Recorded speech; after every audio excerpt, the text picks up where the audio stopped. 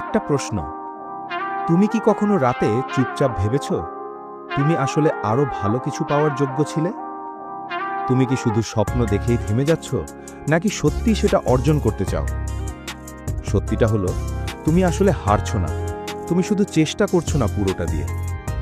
মনে রেখো, স্বপ্ন দেখা সহজ, কিন্তু সেটাকে বাস্তবে আনা, সেটাই আসল খেলা। তুমি প্রতিদিনই ভাবো, আজ নয়, আগামীকাল থেকে শুরু করব, কিন্তু সেই আগামীকাল আর আসে না। তোমার ভেতরে একটা আগুন আছে, কিন্তু তুমি নিজেই সেটাকে প্রতিদিন নিভিয়ে দিচ্ছ ডাউট দিয়ে, ভয় দিয়ে, অন্যের কথায়। যখন তুমি শুরু করতে চেয়েছিলে, কেউ বলেছিল তুই পারবি না, আর তুমি বিশ্বাস করে নিয়েছিলে। সফল মানুষরা অপেক্ষা করে না, তারা শুরু করে, এমনকি যখন তারা প্রস্তুত নয়। তোমার কাছে হয়তো সব রিসোর্স নেই, কিন্তু তোমার কাছে আছে সিদ্ধান্ত নেওয়ার ক্ষমতা। যখন তুমি পড়ে গিয়েছিলে, তুমি উঠে দাঁড়াতে পারতে, কিন্তু তুমি নিজেকেই থামিয়ে দিয়েছিলে।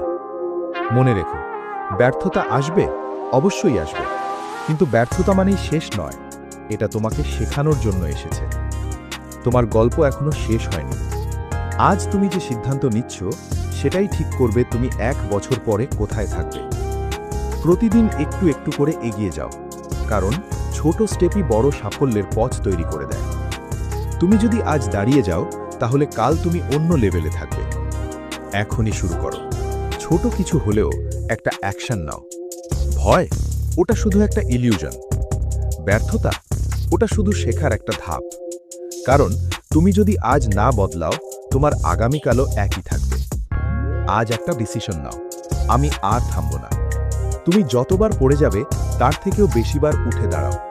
কারণ তুমি হারার জন্য জন্মাওনি, তুমি জেতার জন্যই তৈরি। তাই নিজেকে প্রুভ করো। একদিন তোমার এই কষ্টটাই তোমার সবচেয়ে বড় শক্তি হয়ে দাঁড়াবে।